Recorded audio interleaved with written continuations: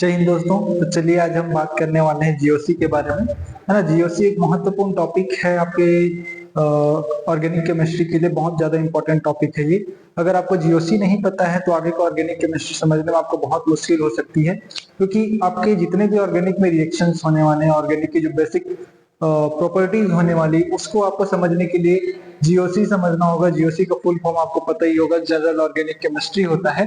ठीक है, इस जनरल ऑर्गेनिक केमिस्ट्री में आज हम जो है पढ़ने वाले हैं इलेक्ट्रॉन डिस्प्लेसमेंट के बारे में, है ना। आज पढ़ने वाले हम जो है इलेक्ट्रॉन डिस्प्लेसमेंट के बारे में। हमारे पास जितने भी प्रकार के इलेक्ट्रॉन डिस्प्लेसमेंट होते हैं उसके बारे में पढ़ेंगे, और मुझे पूरा यकीन है इसको पढ़ने के बाद जो है आपको कहीं और भी दिक्कत नहीं आने वाली है। इसके बाद जो है आप ऑर्गेनिक रिएक्शंस को भी अच्छे से समझना स्टार्ट कर देंगे। तो चलिए शुरू करते हैं जनरल ऑर्गेनिक केमिस्ट्री।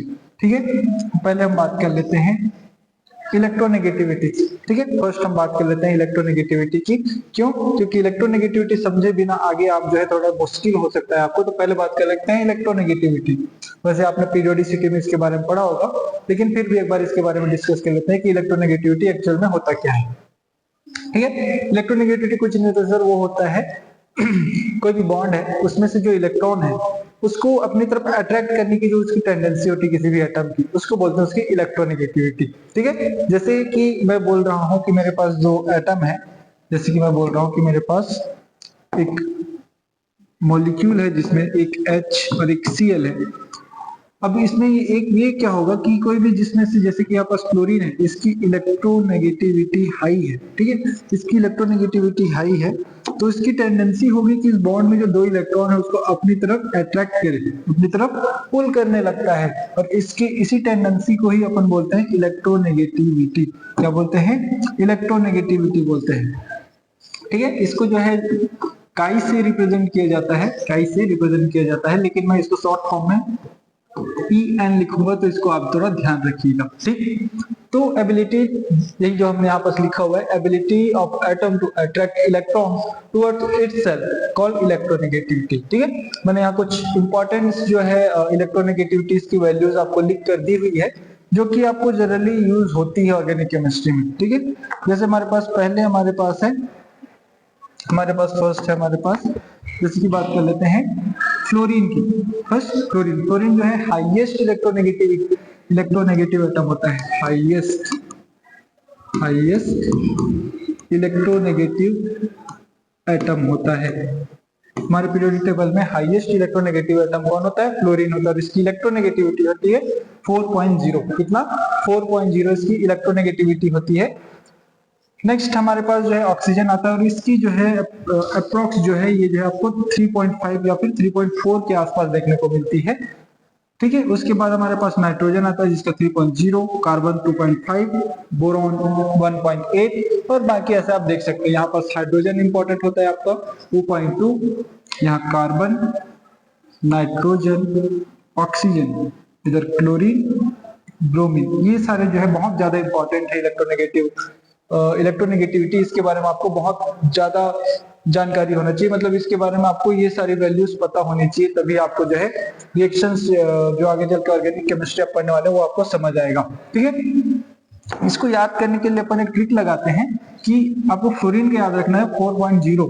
उसके बाद जो है अगर हम उसकी साइड आ रहे हैं, मतलब ऑक्सीजन की तरफ मूव कर रहे हैं, तो आपको -0.5 कर देना है। 4.0 में -0.5 कर देंगे तो 3.5 आ जाएगा। अगेन उसमें -0.5 कर देंगे तो आपको 3.0 आ जाएगा। अगेन उसमें आप जो है -0.5 कर देंगे तो आपको 2.5 आ जाएगा। इसी तरह से आप इसको जो है फिर से अगर -0.5 कर दें तो अप्रोक्सीमेटली यही वैल्यूज आते हुए मिलती हैं। ठीक है, इस तरह से आपको जो है कैलकुलेट करना होता है। सेम चीज अगर आप जो है डाउन द ग्रुप जाते हैं इसमें, तो भी आपको क्या करना पड़ेगा, वही यहाँ पास भी आप -0 करके आप जो है वैल्यूज निकाल सकती हैं। एग्जैक्ट वैल्यू नहीं मिलने वाली, लेकिन आपको जो है अप्रोक्सीमेटली इक्वल वैल्यूज मिल जाएगी, जिससे आप जो है कंपेयर कर सकते हैं उस वैल्यूज को। ठीक है, तो इस तरह से जो है आपको इलेक्ट्रोनेगेटिविटी जो है, जिसको मैंने राउंड सर्कल किया हुआ है, वो जो है आपको फोकस करके रखना, ये जो है आपको पता होनी चाहिए। ठीक है, नेक्स्ट बात कर लेते हैं अपन जो है पोलर बॉन्ड और नॉन पोलर बॉन्ड की बात कर लेते हैं। ये दो चीजें हैं जो आपको समझनी चाहिए। पोलर बॉन्ड कहने का मतलब सिंपल सी बात है। ऐसे बॉन्ड जिसमें पोल्स जनरेट हो रहे हो, केमिस्ट्री में पोल्स क्या होते हैं?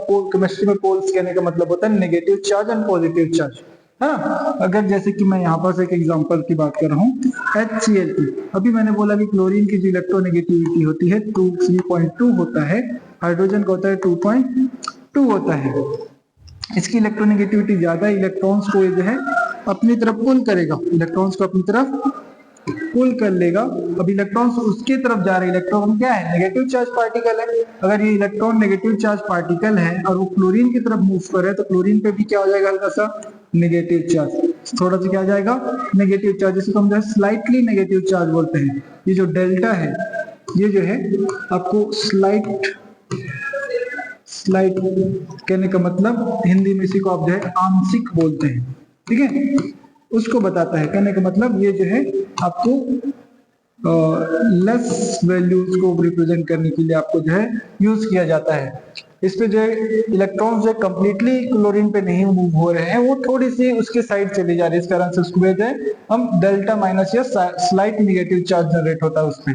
और हाइड्रोजन से वही इलेक्ट्रॉन दूर जा रहे हैं, उससे जो है दूर चले जा रहे हैं, जिस पर जो स्लाइटली पॉजिटिव चार्ज जनरेट होता है।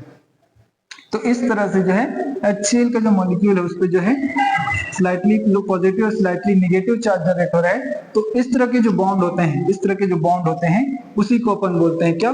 Polar bond. उसी को अपन क्या बोलते हैं? पोलर बॉन्ड बोलते हैं, ठीक है। चलिए ये तो समझ आ गया। नॉन पोलर बॉन्ड क्या होगा? तुम just opposite. Non polar bond कहने का मतलब ऐसे बॉन्ड जिसमें पोलैरिटी नहीं पाई जाती, इसमें पोल्स जनरेट ही नहीं हो सकते। ऐसा कब होगा? हमने देखा यहाँ इलेक्ट्रोनेगेटिविटी में डिफरेंस है ना, इस कारण से इसमें पोल्स जनरेट हो रहे हैं। लेकिन अगर इलेक्ट्रोनेगेटिव डिफरेंस ही ना हो तो क्या पोल्स जनरेट होंगे? नहीं, सीधी बात है। अगर दोनों की इलेक्ट्रोनेगेटिविटी सेम है, अगर दोनों की इलेक्ट्रोनेगेटिविटी सेम है, जैसे कि मैं H और H की बॉन्ड की बात कर लूं, हाइड्रोजन हाइड्रोजन के बीच की बॉन्ड की बात कर लूं, तो दोनों की इलेक्ट्रोनेगेटिविटी 2.0 है, दोनों की इलेक्ट्रोनेगेटिविटी 2.0 है।